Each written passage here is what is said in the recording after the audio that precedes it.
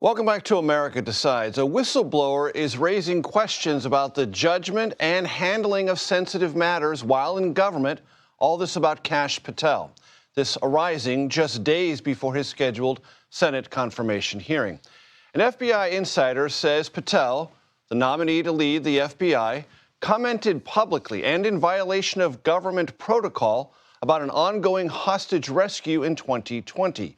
This happened, according to the whistleblower, when Patel was serving on the National Security Council during the first Trump administration.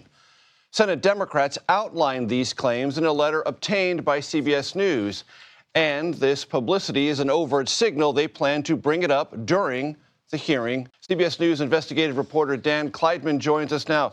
Dan, outline the questions raised about judgment and protocol. Well, look, in this particular case that this whistleblower has brought forward, it involves a hostage deal in Yemen in mid-October 2002, where 2 Americans and then the remains of a 3rd American were going to be exchanged for 200 Houthi fighters.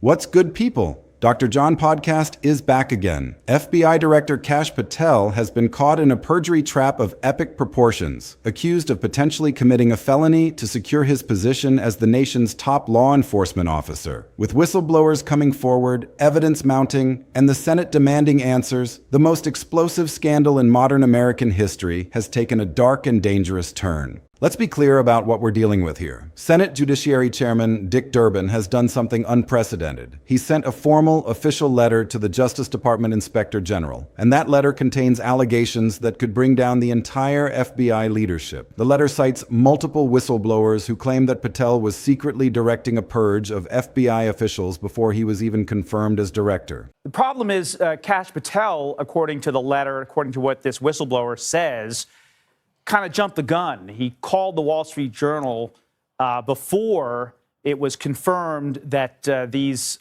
American hostages were in U.S. custody or in safely with Americans, and before his family or their family was notified. And that is a serious breach of protocol. It risks, something going terribly wrong, and of course is not respectful for the family. So people inside the FBI, including this person, who are involved in something called the FBI Hostage Recovery Fusion Cell, which coordinates these rescues and these deals throughout the government, were really livid about this and wanted to make sure that the Senate Judiciary Committee knew about it. And go back to the date again, Dan. When did this occur? We're talking October 14th, 2020. Kash Patel at the time is the senior director on the National Security Council of Counterterrorism.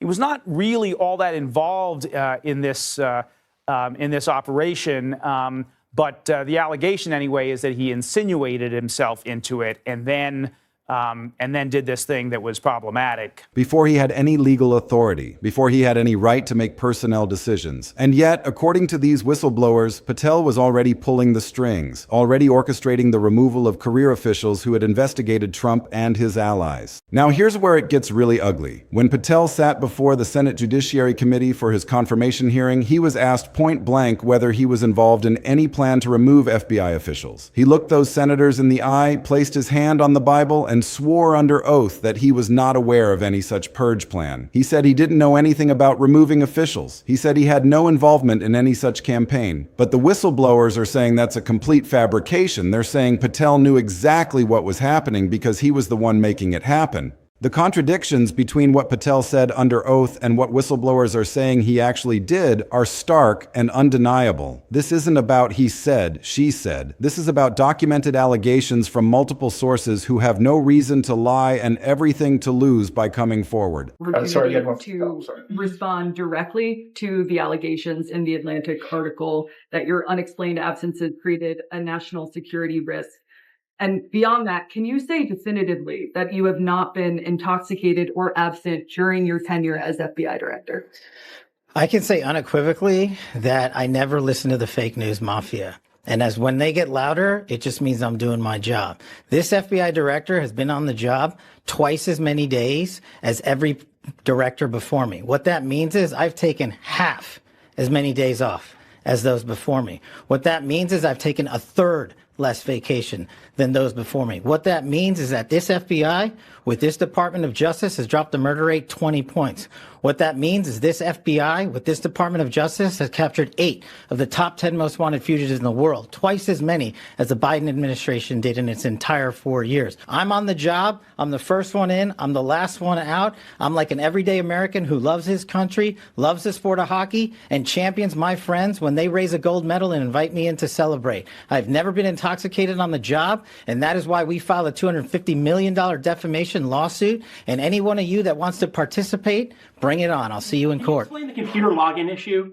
These whistleblowers are putting their careers, their safety, and their reputations on the line to tell the truth. And they're saying Patel lied through his teeth to get the job. But here's the thing. It wasn't just one lie. It wasn't just one contradiction. Patel made multiple claims during his testimony that senators are now saying don't add up. When asked about his grand jury testimony in the Mar-a-Lago documents case, Patel claimed he couldn't talk about it because of secrecy orders. He told senators his hands were tied by legal restrictions. But that's simply not true. Witnesses are allowed to discuss their own grand jury testimony. There's no law prohibiting that. Patel appears to have invented a legal excuse to avoid answering questions. And then there's the transcript issue. Patel claimed that the grand jury transcript had been released to him, which would have given him the freedom to discuss his testimony more openly. But when senators went looking for this supposed release, they found nothing. No such release exists. No such transcript was ever made available. Patel appears to have fabricated an entire claim about a document that doesn't exist. Just explain the computer login issue. You were not able to log into your lawsuit contends that you were not able to log into the system. What did you think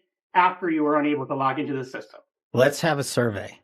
How many of you people believe that's true? Hang on. Did you communicate? You asked the question. Let me answer it. No, let me. No. Did you communicate with anyone that you thought you were fired after you were unable to log into the problem with you and your report? Don't cut me off. You asked the question. Straightforward question. The problem with you and your baseless reporting is that is an absolute lie. It was never said. It never happened. And I will serve in this administration as long as the president and the attorney general want me to do so. And every time you guys report false lies, every time you guys raise baseless questions, when we are here to talk about the Southern Poverty Law Center's $3 million decade-long scheme to fraudulently fleece Americans, you are off topic. It's a simple, straightforward question. Did you talk to anybody about whether you thought you were fired? The simple answer to your question is you are lying, and every time you do so, I've answered your question. It's simply as follows. I was never locked out of my systems. Anybody who says That's not a mistake. That's a deliberate attempt to deceive. Senators are now saying Patel's testimony has an odor of mendacity. That's the polite way of saying he appears to be lying through his teeth. And they're not just saying this privately, they're saying it on the record, in the congressional record, for the whole world to see. Multiple senators have stated that based on the whistleblower evidence, Patel likely committed perjury. Not may have committed, likely committed. That's a massive escalation. That's a declaration that a federal crime has been committed. The civil rights community has also taken notice, and they're sounding the alarm. The Leadership Conference and other organizations have urged senators to reject Patel, warning that he is effectively under a potential felony investigation for perjury. These groups are making the obvious point that someone facing these serious allegations should not be in charge of nearly 40,000 FBI employees. They're saying Patel's credibility is already compromised beyond repair, and that he cannot be trusted to tell the truth about anything related to his conduct. Let's talk about the legal implications here, because they are absolutely enormous. Lying to Congress under oath is a felony. It's not a misdemeanor. It's not a slap on the wrist. It's a serious federal crime that carries significant prison time. If Patel is found to have lied, he could be looking at years behind bars. The process is clear and well established. Whistleblowers report the allegations to the Inspector General. The Inspector General investigates. They interview witnesses, review documents, gather evidence, and if they find sufficient evidence of perjury, the case gets referred to the Department of Justice, and then DOJ decides whether to bring criminal charges.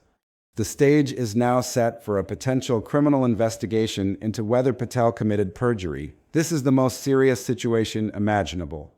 The FBI director, the person who's supposed to be upholding the law, may have broken the law to get his job. The person running federal law enforcement may be a felon.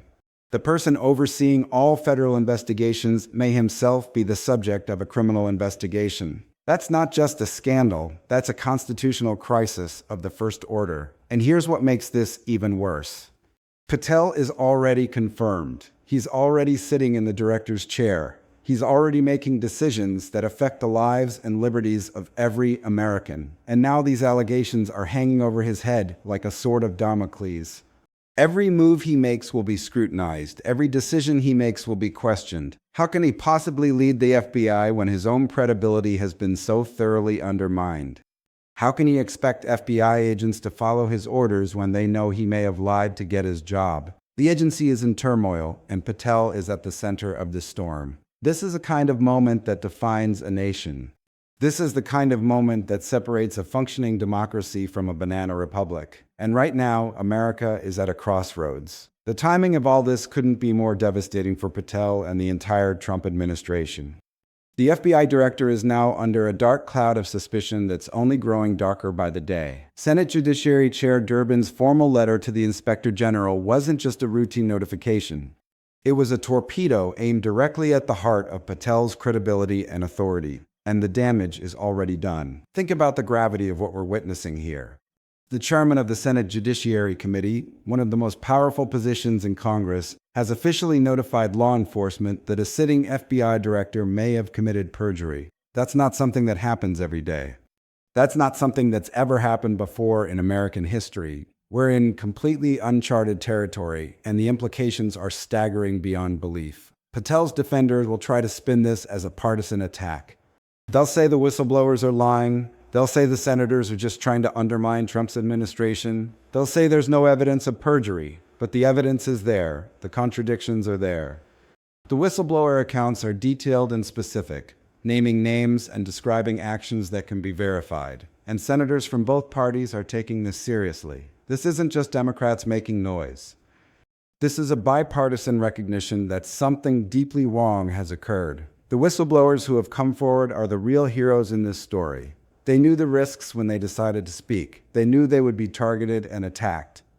They knew their careers could be destroyed. But they believed the truth was more important than their own comfort. They believed the American people had a right to know that the FBI director may have lied to get his job.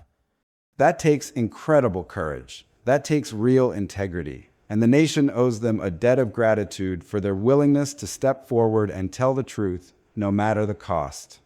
Let's examine what Patel actually said under oath versus what the whistleblowers are alleging. Patel testified that he was not aware of any plan to purge FBI officials. He said he didn't know anything about removing officials who had investigated Trump.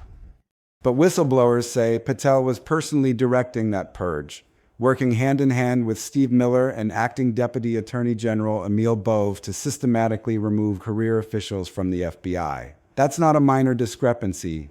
That's a direct contradiction. Either Patel lied under oath or the whistleblowers are lying. And senators believed the whistleblowers. Senators believed Patel committed perjury. Then there's Patel's claim about grand jury secrecy. He told senators he couldn't discuss his testimony because of legal restrictions. But that's simply false. Witnesses can discuss their own grand jury testimony. There's no law, no rule, no regulation that prevents someone from talking about what they themselves said under oath before a grand jury. Patel appears to have invented a false legal excuse to avoid answering questions. And when senators called him on it, he doubled down and claimed a transcript had been released to him. But that transcript doesn't exist. It never existed. Patel made it up. That's not an innocent mistake. That's a deliberate deception. The pattern that's emerging is unmistakable. Patel appears to have engaged in a systematic effort to mislead the Senate during his confirmation hearing. He made false statements under oath. He invented legal excuses. He fabricated documents. And he did it all to secure a position of enormous power and influence. That's not just unethical. That's criminal. The legal process moving forward is clear. The Inspector General will investigate these allegations thoroughly. They'll interview the whistleblowers. They'll review documents. They'll gather evidence. And if they find sufficient evidence of perjury, they'll refer the case to the Department of Justice. Then DOJ will have to decide whether to bring criminal charges against a sitting FBI director. That's a decision that would have enormous political implications. Prosecuting the head of the FBI would be unprecedented. It would tear the country apart, but letting someone who lied under oath off the hook would be equally damaging to the rule of law. The Inspector General investigation alone could take months or even years. These things move slowly, especially when they involve high-ranking officials. But the political pressure to act quickly will be immense. Congress will be demanding answers. The media will be covering every twist and turn. And Patel will have to defend himself against allegations that he's a liar and a felon. The question is whether he'll be able to survive the storm or whether the weight of the evidence will crush him. There's also the possibility that Patel could try to resign to avoid prosecution. It's an old Washington trick: resign and hope the investigation goes away. But given the seriousness of the allegations, that might not work. The whistleblowers are credible, the evidence is mounting, and senators are already on the record saying they believe perjury occurred. Resigning might not be enough to make this go away. Patel could find himself facing criminal prosecution even if he leaves his job. Now, let's talk about the political dynamics because they're absolutely explosive. President Trump is standing by Patel despite these serious allegations. He's backing his pick for FBI director, refusing to distance himself from someone who may have committed perjury to join his administration. That raises serious questions about what Trump knew and when he knew it. Did Trump know Patel was directing a purge before the confirmation hearings? Did Trump help orchestrate this plan? The answers to those questions could have even more serious implications for the administration as a whole. It looks like the president is using his power to protect someone who may have committed a crime to get a job in his administration. And that looks exactly like what it is: corruption. The appearance of impropriety is overwhelming. Trump is standing by a man who may have lied under oath to become FBI director. That's not just a bad look, that's a potential obstruction of justice. The optics are absolutely terrible for the administration, and the political consequences could be severe. Republicans are finding themselves in an impossible position. They don't want to criticize a Trump appointee. They don't want to break with the president, but they also don't want to defend someone who may have committed perjury. So they're staying silent. They're hoping this all blows over. They're hoping the investigation goes nowhere. But the evidence is mounting, and silence is becoming harder and harder to maintain. At some point, they're going to have to take a stand, and that stand is going to be politically painful no matter which way they choose. Democrats, on the other hand, are smelling blood. They're calling for Patel's head. They're saying he should be removed from office immediately and prosecuted to the fullest extent of the law. They're using this as a political weapon against Trump and his administration. And they have every right to do so. If the allegations are true, Patel committed a crime. He should face the consequences, period. The stakes in this situation couldn't be higher. We're talking about the fundamental integrity of our justice system. We're talking about whether the rule of law applies to everyone, including the highest officials in the land. We're talking about whether someone can lie under oath to get a position of power and then use that power to protect themselves from the consequences. This is the kind of moment that defines a nation. This is the kind of moment that separates a functioning democracy from a banana republic. And right now, America is at a crossroads. The parallels to other political scandals are striking. We've seen this play out before with presidents and cabinet officials facing allegations of perjury and obstruction, but this might be the most serious yet because it involves the head of the FBI. The person who's supposed to be investigating crimes may have committed one himself. That's not just a scandal. That's a systemic failure. That's an institution that's lost its way. And the damage to the FBI's reputation could be lasting and severe. Patel's defenders will say this is all a witch hunt. They'll say the whistleblowers are lying. They'll say the senators are just trying to undermine the administration. But the evidence speaks for itself. The contradictions are there for everyone to see. The whistleblower accounts are detailed and specific, and senators from both parties are taking this seriously. This isn't a partisan attack. This is about facts and the law. And the facts suggest that Patel lied under oath. The clock is ticking for Kash Patel. And with every passing moment, the walls are closing in tighter around the FBI director. What we're witnessing right now is unlike anything American politics has ever seen. The person entrusted with upholding the law may have broken the most fundamental law of all, and the consequences are going to be absolutely catastrophic. Let's be crystal clear about what's at stake here. This isn't about politics. This isn't about partisan bickering. This is about whether the rule of law still means something in America. If the FBI director can lie under oath to get his job and face no consequences, and the entire justice system is a joke. If the person running federal law enforcement can commit perjury and get away with it, and the law applies only to ordinary citizens, not to the powerful elite, that's not justice. That's tyranny.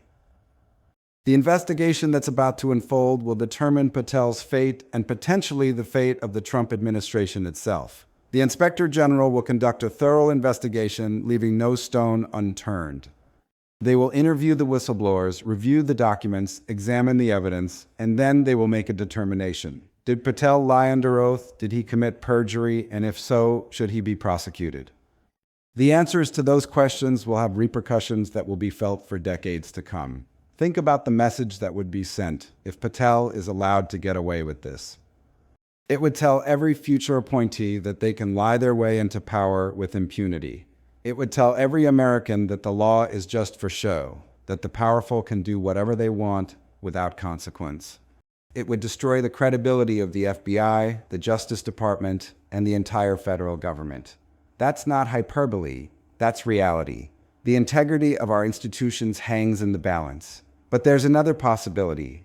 What if Patel is prosecuted and convicted? What if the FBI director ends up in federal prison? That would be a seismic event in American history. The head of the FBI behind bars for lying under oath. The person who was supposed to be the nation's top cop becoming a convicted felon. The irony would be overwhelming, the symbolism would be devastating, and the message would be clear. No one is above the law, not even the FBI director.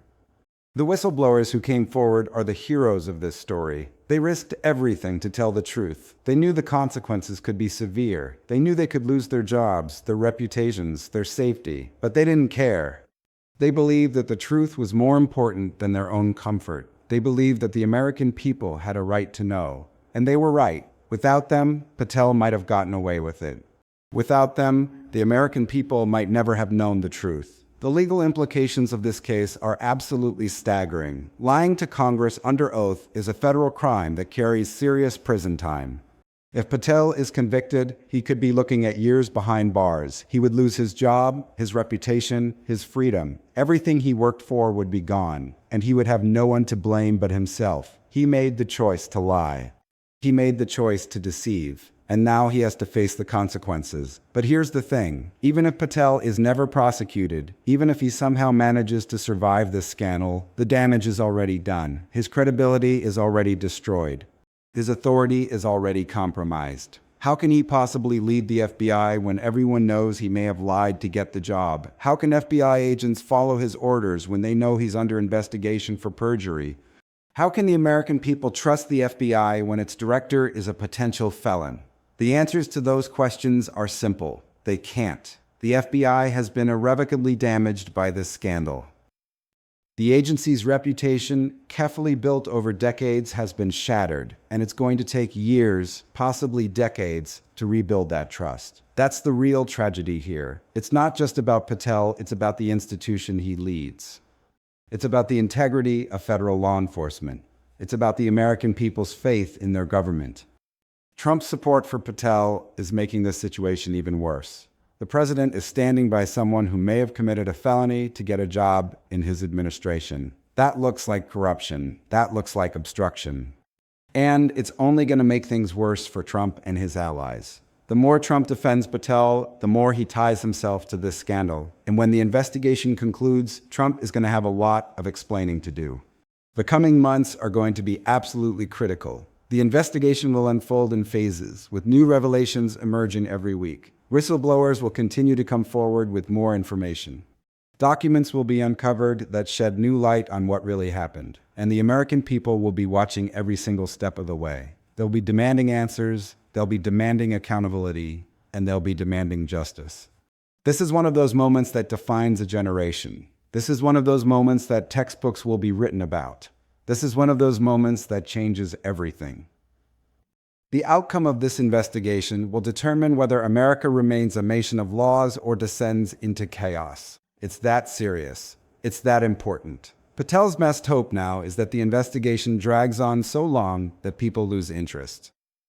He's hoping that the public gets distracted by other scandals. He's hoping that the political winds shift in his favor. But that's not going to happen. This scandal is too big, the stakes are too high, the evidence is too compelling.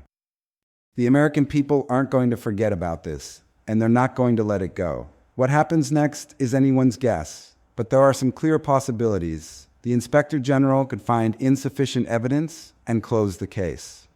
That would be a huge victory for Patel. He would survive, albeit with a permanently tarnished reputation, but he would keep his job, he would keep his power, he would continue running the FBI. That's the best case scenario for him. But there's a very real possibility that the Inspector General finds evidence of perjury and refers the case to the Justice Department, and then DOJ could decide to prosecute. That would be a nightmare for Patel. He would be fighting federal criminal charges, he would be fighting for his freedom, he would be trying to avoid becoming a convicted felon.